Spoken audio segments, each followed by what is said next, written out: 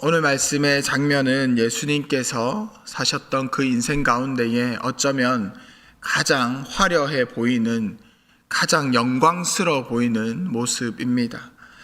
하지만 그 실상은 아주 슬픈 장면을 향하고 있고 아주 안타깝고 고통스러운 곳을 향하고 있습니다.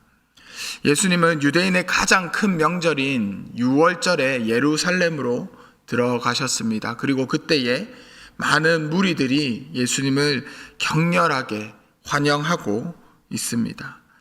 대중들의 그 환호 속에서 예수님은 나귀를 타고 들어가셨습니다. 예수님께서 나귀를 타고 들어오실 때에 수많은 무리들은 종려나무 가지를 흔들며 주님을 환영했습니다. 오늘 말씀에 나오는 이 큰 무리들이 행하는 모든 것들은 구원을 기대하고 열망하고 있습니다.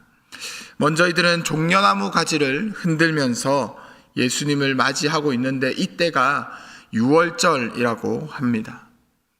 많은 명절 가운데 유월절은 이스라엘에게 가장 의미 있고 가장 큰 명절입니다. 그러다 보니 수많은 무리들이 예루살렘으로 모여 있었습니다. 유월절은 이스라엘이 애굽에서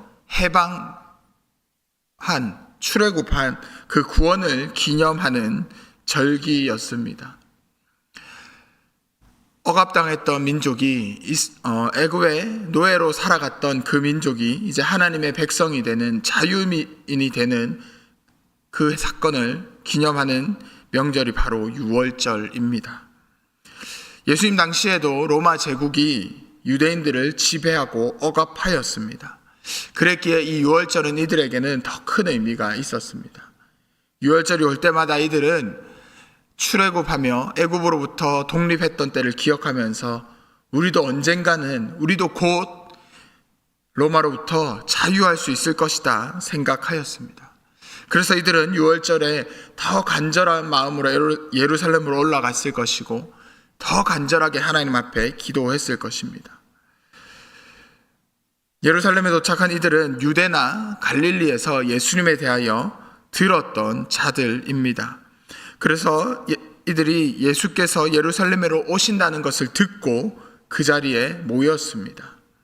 유대나 갈릴리에서 예수님이 전했던 하나님 나라에 대한 것들을 들어본 사람들, 예수님께서 병든 자들을 고치시고 죽은 나사로를 살린 그 기적을 보았던 사람들이 그 자리에 모였습니다.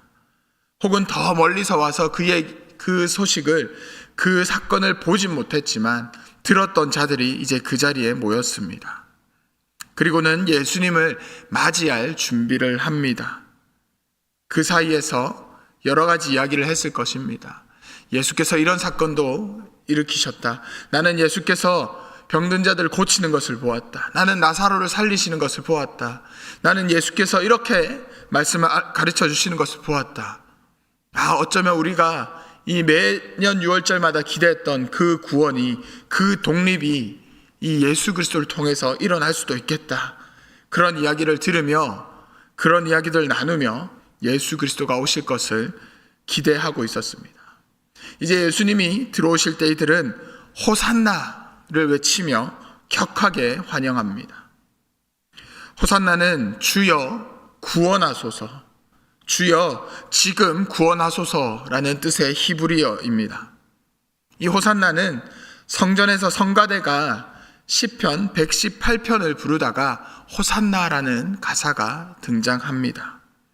이 호산나가 나오면 그 자리에 있는 모든 남자와 소년들은 종려나무 가지를 흔들게 됩니다.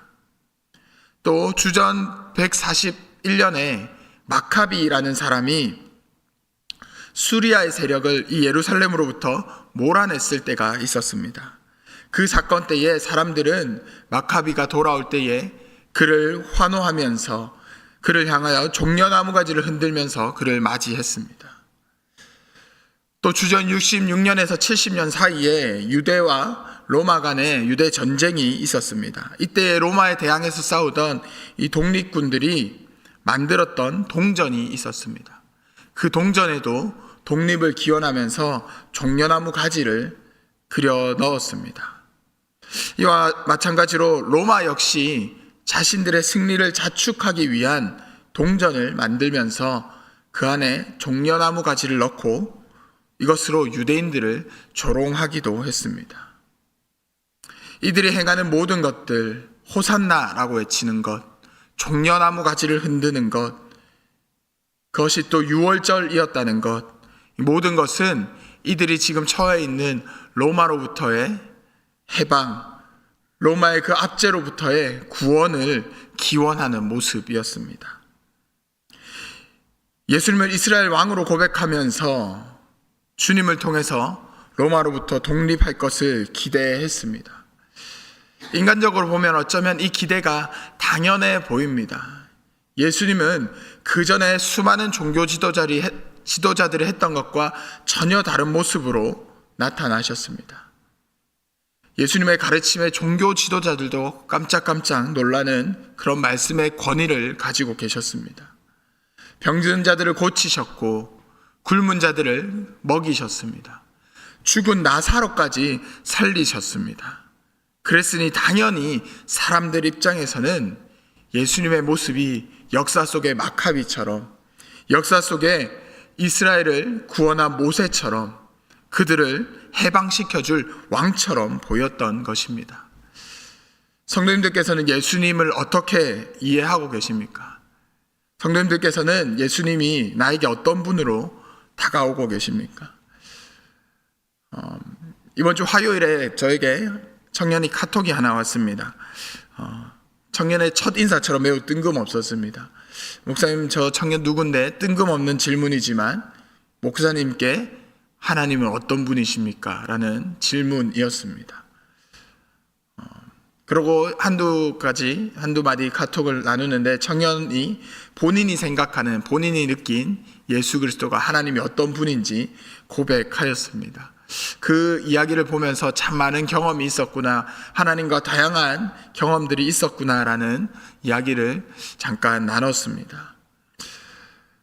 우리가 예수 그리스도가 어떤 분인지, 하나님이 어떤 분인지 알아갈 때에 참 중요한 것이 말씀이고 또 예배 가운데 만나는 하나님입니다.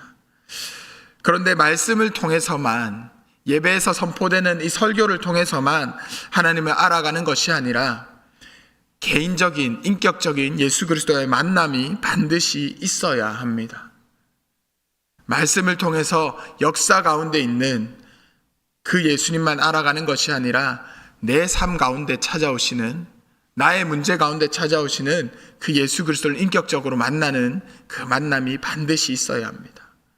그런데 그 만남은 내 문제를 통해 오시기 때문에 내가 생각하는 예수 그리스도를 만나는 것이 아니라 내가 생각했던 것과 전혀 다른 모습으로 해결하시는 그 모습을 통해서 하나님이 이런 분이시구나, 예수 그리스도가 이런 분이시구나, 하나님의 구원은 이런 것이구나 느껴가야 합니다. 개인적인 예수 그리스도와의 인격적인 만남이 있는 우리 모두가 되기를 축복합니다.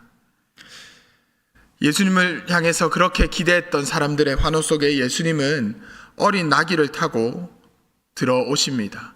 이 모습을 요한은 스가랴 9장 9절을 인용해서 이야기합니다. 스가랴 9장 9절에서는 이렇게 기록하고 있습니다.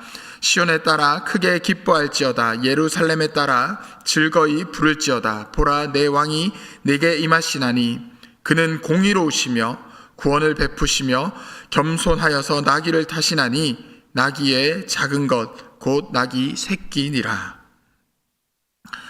예수님은 이스라엘의 왕으로 고백하는 그들의 환호 속에서 나귀를 타고 들어오셨습니다. 그런데 예수님의 모습은 사람들의 기대가 아니라 하나님께서 구약에서 예언하셨던 하나님의 뜻대로 오셨습니다. 예수님은 사람들이 고백했던 것처럼 이스라엘의 왕이셨습니다. 그런데 사람들의 기대와 다른 모습이었습니다. 예수님은 사람들이 기대했던 것처럼 이스라엘을 구원하신 분이십니다. 하지만 그들의 기대의 모습과는 다른 모습이었습니다. 예수님은 사람들이 외쳤던 것처럼 이스라엘을 로마로부터 구원해 줄 메시아였습니다. 하지만 그들이 생각했던 방법과는 전혀 다른 모습이었습니다. 그들이 보기에는 매우 영광스러운 모습으로 예루살렘으로 들어오셨지만 예수님의 그 발걸음은 십자가를 향하는 예루살렘 입성이었습니다. 사람들은 카리스마적인 메시아, 그들을 로마를 무력으로 제압할 메시아를 기대했지만 예수님은 십자가의 죽음으로 구원이 되셨습니다.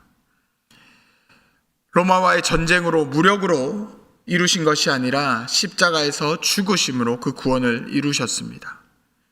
예수님께서도 사람들이 기대했던 그 무력에 대해서 말씀하셨던 적이 있습니다. 베드로를 향해서 칼로 흥한 자는 칼로 망할 것이다 라고 말씀하셨습니다. 그리고는 예루살렘에 입성하셨고 십자가를 향해 한 걸음 한 걸음 걸어가셨습니다.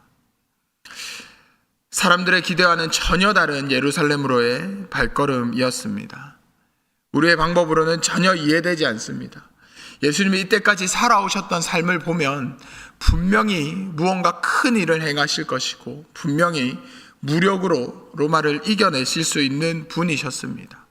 하지만 하나님의 방법은 평화의 방법이었고 하나님의 방법은 십자가였습니다.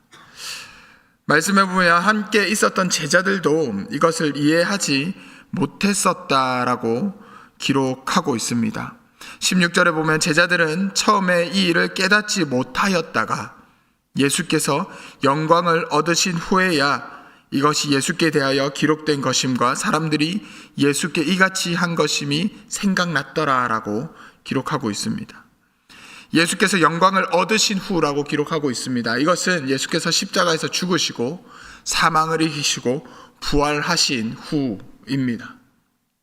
예수께서 십자가에서 죽으실 때까지 제자들은 몰랐습니다. 그래서 그들은 도망하였고 예수를 부인하였고 문을 걸어 잠그고 숨어 있었습니다. 하지만 부활한 예수 그리스도를 본 이후에 그 영광을 그들이 체험한 이후에 이들은 예수께서 생전에 가르치셨던 십자가에서 죽음, 그곳에서의 부활, 예루살렘으로 들어가셨던 모습 하나하나 모든 것이 이해되기 시작하였고 그들도 목숨을 걸며 복음을 전하기 시작했습니다.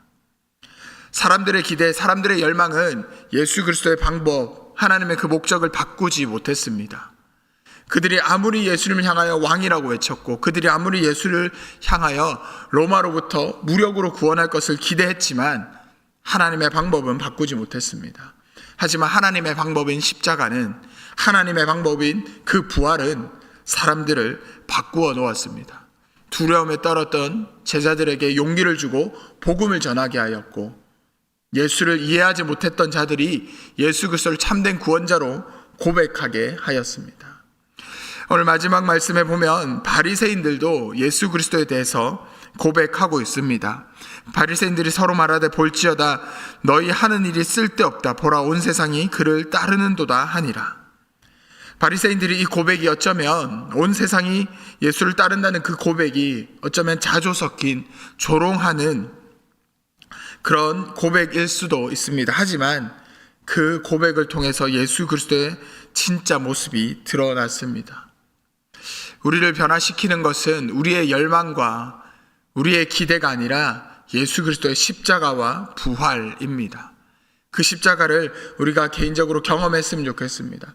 예수 그리스도의 그 부활을 예배 가운데에, 우리의 삶 가운데에 경험하셨으면 좋겠습니다. 그래서 우리가 아무리 열망하고 우리가 아무리 기대하는 것이 있어도 그것이 하나님의 뜻과 다르다면 변화되어서 하나님께서 우리의 삶을 향하여 주시는 말씀, 우리의 삶을 향하여 가지고 계신 그 하나님의 방법과 기대를 쫓아가는 우리가 되었으면 좋겠습니다. 오늘도 하루의 일상 가운데서 그렇게 예수 그리스도의 십자가와 부활을 경험하면서 예수님을 인격적으로 만나는 그런 시간이 되기를 축복합니다. 우리 함께 기도하겠습니다.